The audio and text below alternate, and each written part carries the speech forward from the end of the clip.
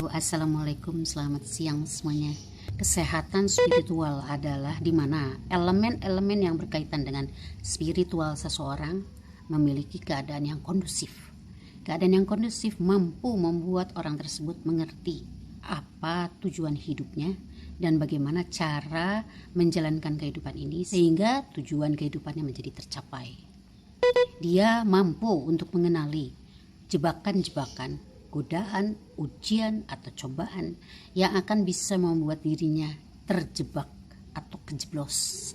Kesehatan spiritual juga memampukan seseorang untuk bisa membuat hidupnya berada di dalam frekuensi yang sinyalnya selalu terkoneksi dengan Sang Maha Pencipta. Orang-orang yang sehat spiritualnya mampu untuk memiliki waktu untuk dirinya sendiri, untuk introspeksi diri atau muhasabah. Untuk apa hal tersebut dilakukan? Untuk lebih meningkatkan kualitas dirinya sehingga dia bisa lebih maksimal di dalam mencapai tujuan hidupnya. Ketika seseorang sudah mampu untuk bisa mengenali hal-hal tersebut di dalam kehidupan spiritualnya, maka itulah yang disebut dengan kondisi spiritual yang sehat atau memiliki kecerdasan spiritual yang sudah matang. Seperti yang disebutkan tadi di depan, bahwa salah satu ciri orang yang memiliki kesehatan spiritual adalah orang yang sudah tahu apa tujuan hidupnya. Maka di sini kita urai apa tujuan hidup seseorang di dunia ini. Tujuan hidup manusia di bumi adalah untuk beribadah kepada Sang Maha Pencipta. Kita dibiarkan tinggal di bumi untuk mampir ngombe, mampir sebentar buat minum kopi.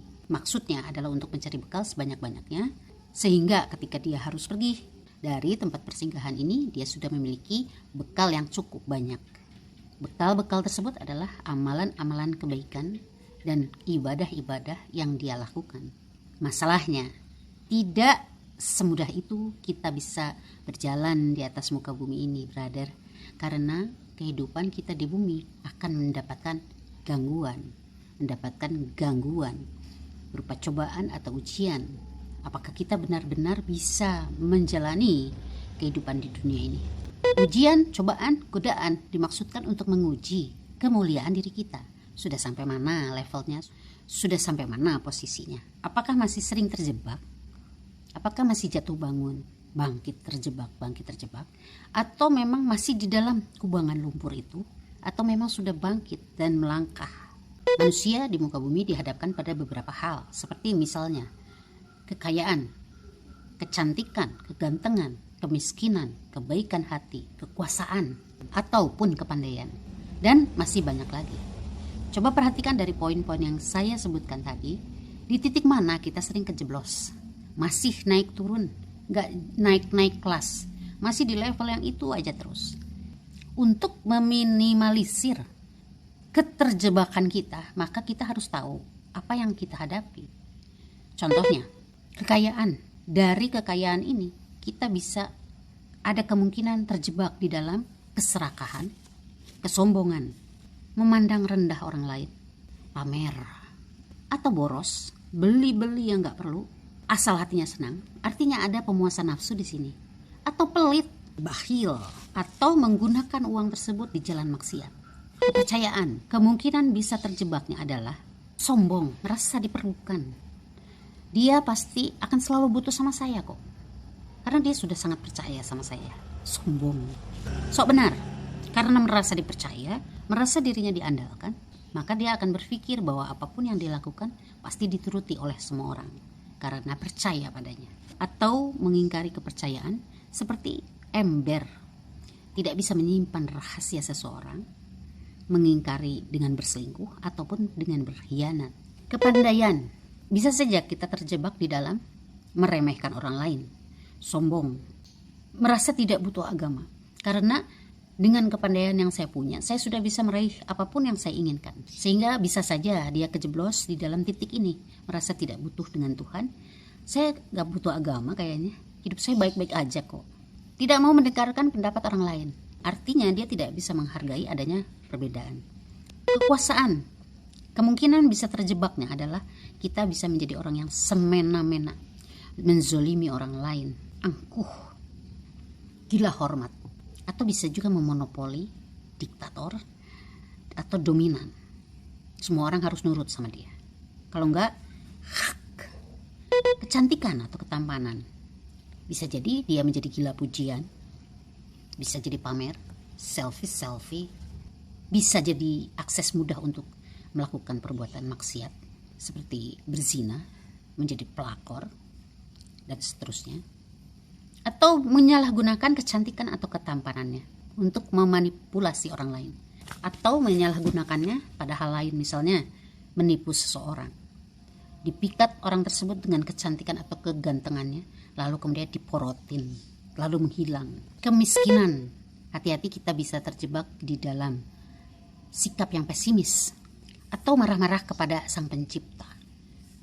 Hidup di dunia ini gini aja terus marah. Kenapa sih Tuhan saya dikasih posisi yang seperti ini? Lalu meminta-minta atau manipulatif. Sudah tidak ada harga diri untuk memperlihatkan jati diri dia sebenarnya. Gampanglah, kita orang miskin tinggal minta kok. Kebaikan bisa terjebak di dalam menjadi menggurui. Bukan gitu, harus contoh. Misalnya saya ini seperti begini. Nah, kejebak di situ. Atau ria, pamer. Atau kita jadi gampang menyalahkan. Sepertinya dia melakukan kesalahan, itu nggak boleh kayak gitu. Lalu dia akan, kamu tidak boleh begitu. Kamu tuh ini begini-begini, langsung memvonis. Jadi tidak ada acara mendengarkan dulu, menyampaikan dengan cara yang halus dan sebagainya. Atau naif, terjebak di naif. Naif tuh merasa dirinya polos, gitu. Merasa polos dengan kebaikannya itu. Ya saya kan baik. Nah, merasa dirinya baik. Kalau kita sudah tahu bahwa segala sesuatu hal di muka bumi ini ada ujiannya yang bisa bikin kita kejeblos, maka kita harus bikin sistem supaya meminimalisir hal itu. Pertama, kita harus tahu apa saja jebakannya seperti yang sudah saya sebutkan tadi, contohnya. Lalu, kedua, kita harus tawadu. Artinya ada takut sama Sang Pencipta. Jadi, kita di bumi ini fungsinya sebagai eksekutor. Kalau diibaratkan robot, yang format itu Sang Pencipta. Kamu begini. Ya sebenarnya kita cuma ngejalanin aja. Jadi kalau kita ada pinter, kita ada banyak ilmu, atau kita ada kekayaan, itu bukan berasal dari kita, tapi udah diformatnya seperti itu.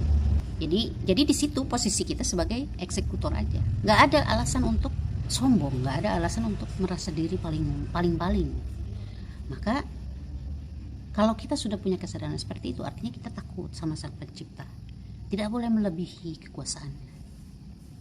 Berikutnya, posisi kita yang sebagai eksekutor, artinya apapun yang diberikan pada kita harus diolah. Apakah itu kekayaan, kemiskinan, kepandaian, kebaikan, ilmu, dan sebagainya. Oh, saya dapat gift ini dari Sang Pencipta. Oke, saya olah menjadi seperti ini. Nah, kalau kita sudah ngerti sama titik ini, oh tujuannya ini ya, berarti gangguannya ini ya. Oh, saya harus betulinnya berarti gini ya. Nah, jadi nanti kita itu akan sibuk sama diri sendiri, bukan sibuk ngurusin orang, tapi ngurusin diri sendiri, bebenah. Namanya bebenah.